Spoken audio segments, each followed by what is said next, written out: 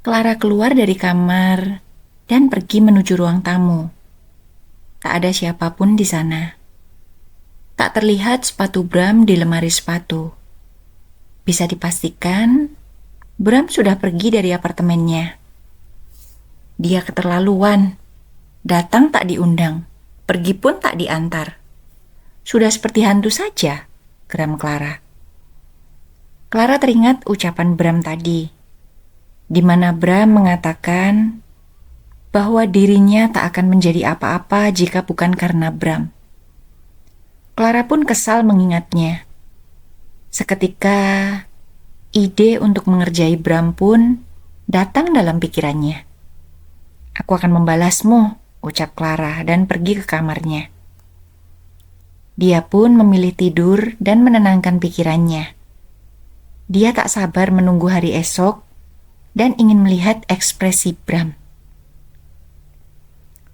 Di sisi lain, Bram melajukan mobilnya menuju salah satu klub. Dia sedang merasa tak baik-baik saja dan tak mengerti apa penyebabnya. Rasanya dia selalu ingin marah-marah akhir-akhir ini. Dan Clara lah yang selalu menjadi sasarannya.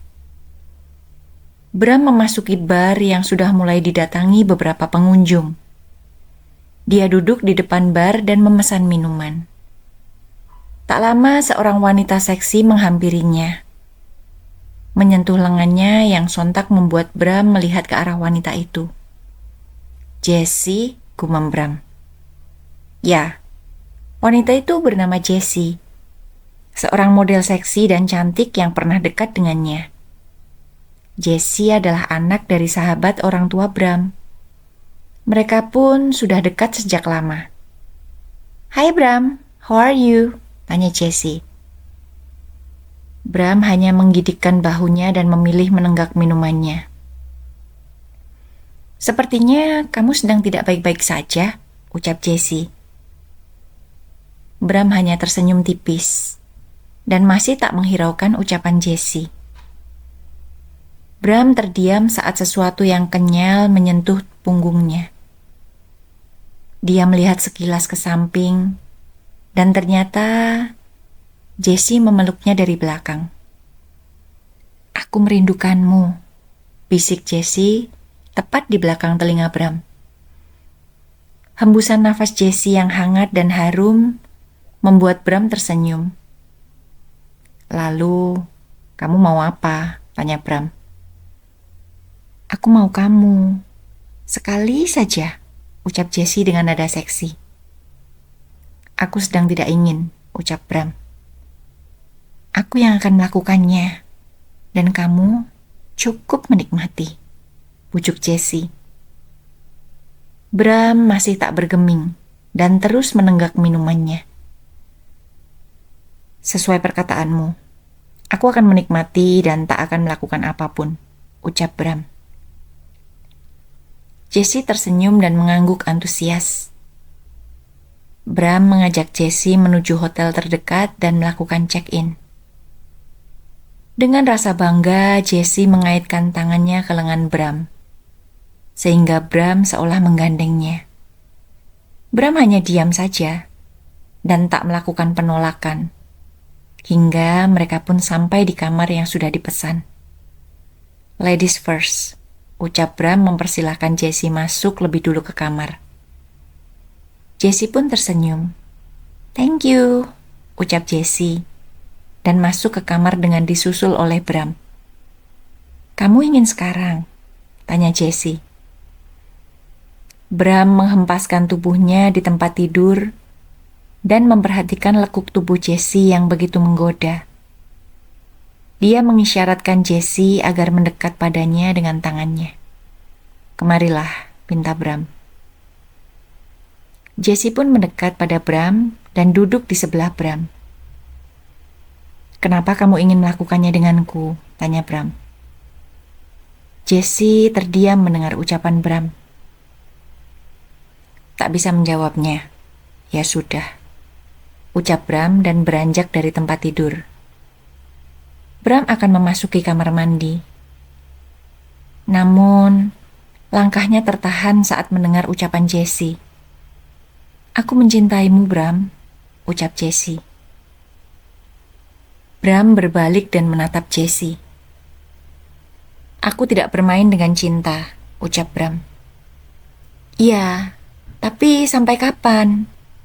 Apa kamu akan terus hidup seperti ini? Apa kamu tidak ingin pendamping dalam hidupmu? Apa kamu tidak ingin memiliki keluarga?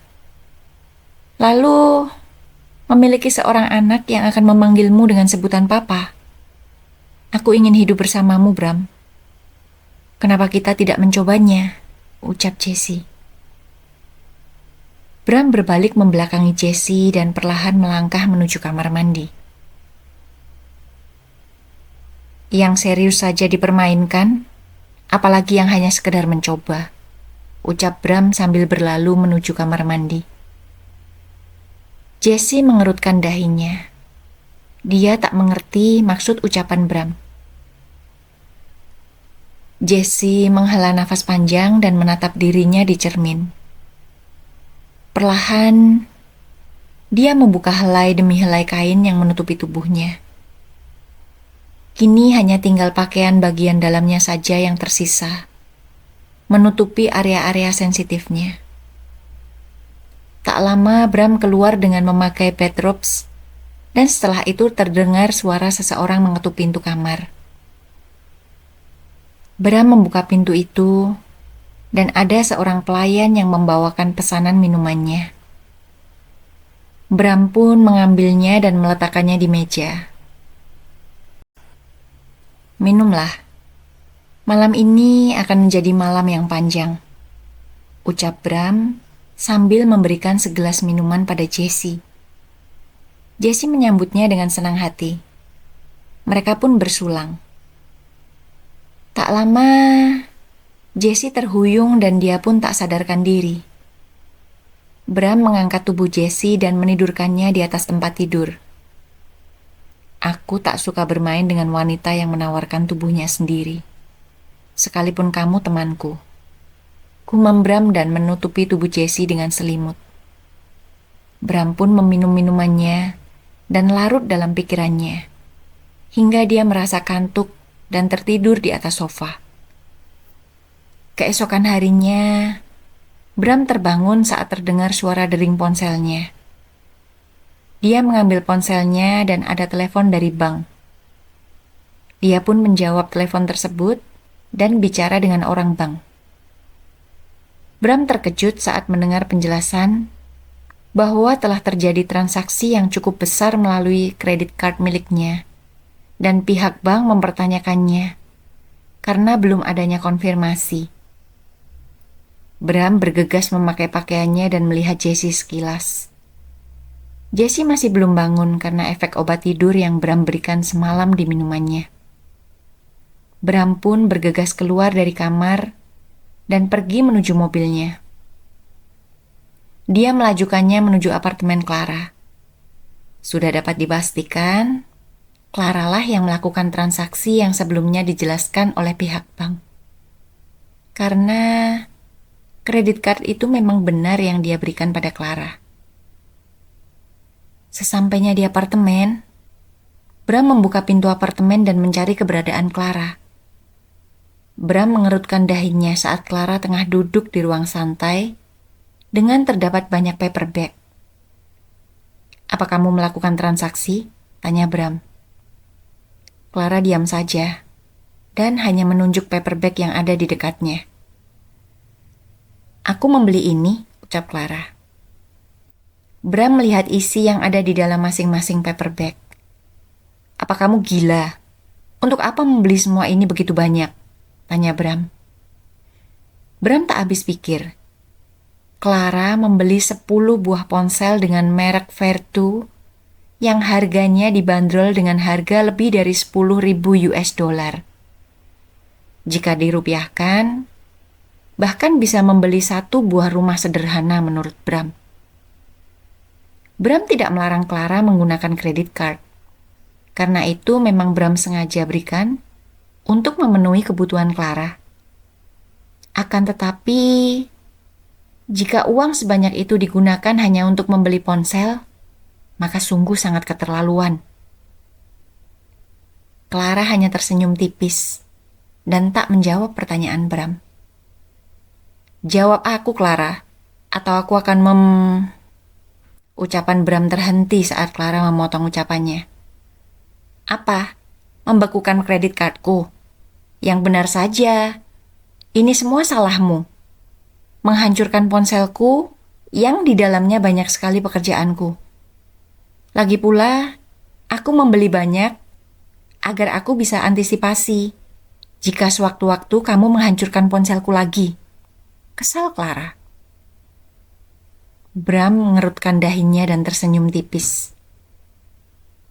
Aku suka sikap pembangkangmu. Maka lakukanlah yang kamu inginkan. Jika perlu, beli 100 buah ponsel yang sama. Aku tidak keberatan. Ucap Bram santai dan meninggalkan Clara dengan penuh kebingungan. Apa-apaan dia? Bukannya tadi dia kesal. Lalu, kenapa sekarang dia jadi terlihat santai? Batin Clara. Clara tak habis pikir. Uang sebanyak $100.000 sudah dia pakai untuk membeli sesuatu yang sebetulnya memang mubazir. Clara hanya membutuhkan satu ponsel. Dia melakukan itu semua karena ingin balas dendam pada Bram dan ingin melihat Bram kesal. Nyatanya, Bram justru memberikan respon santai setelah mendengar ucapannya. Benar-benar tidak berguna. Untuk apa aku belikan semua ponsel jika dia tak marah? Seharusnya aku belikan saja tas baru, kesal Clara. Clara pun merasa menyesal. Uang sebanyak itu seharusnya bisa dia belikan barang-barang branded lainnya. Sudahlah, biarkan saja. Aku akan menjualnya lagi, dan aku akan belikan tas baru, gumam Clara sambil tersenyum. Clara pun membawa semua paperback itu ke kamar dan menyimpannya di lemari. Clara menghela nafas saat terdengar suara gemericik air di kamar mandi. Bram sepertinya tengah mandi. Dia tak ingin menyiapkan baju ganti untuk Bram. Dia pun memilih keluar lagi dari kamar dan pergi melanjutkan pekerjaannya yang memang sudah dia bawa ke apartemen agar lebih fokus mengerjakannya. Sayangnya, dia harus memulai dari awal. Padahal waktu pun sudah tak banyak lagi hingga menuju hari pernikahan Liora. Di dalam kamar mandi, Bram berdiri di bawah guyuran shower. Dia tersenyum melihat ekspresi Clara yang terlihat bingung tadi. Kamu mencoba mempermainkan diriku, aku tahu itu. Sayangnya kamu lupa satu hal. Bahwa uang itu tak berarti apa-apa untukku, gumam Bram. Bram sudah bisa menebak maksud Clara. Dia pun sudah tahu Clara akan membalasnya dengan hal gila. Sayangnya, Clara tak mengerti bahwa dirinya lebih gila lagi. Beberapa saat berlalu, Bram sudah selesai mandi. Dia mengambil ponselnya. Ada sebuah pesan email dari orang suruhannya. Terdapat informasi tentang Gary di sana yang sebelumnya dia minta. Bram hanya tersenyum remeh. Dia pergi menuju dapur dan mengambil segelas air minum, lalu meminumnya. Tidak selevel denganku, gumam Bram sambil memikirkan informasi tentang Gary, yang ternyata adalah pemilik dari beberapa restoran yang cukup ternama. Meski Bram tahu omset dari restoran tidaklah sedikit, tetapi dia tidak khawatir Clara akan tertarik pada Gary. Nyatanya, apa yang dia miliki sangatlah jauh lebih banyak dari apa yang Gary miliki. Bram bergegas bersiap. Dia akan ke kantor. Waktu mungkin sudah cukup siang untuk pergi ke kantor. Tetapi, dia ingin bekerja dengan lebih santai hari ini. Entah mengapa, hatinya merasa senang saat ini.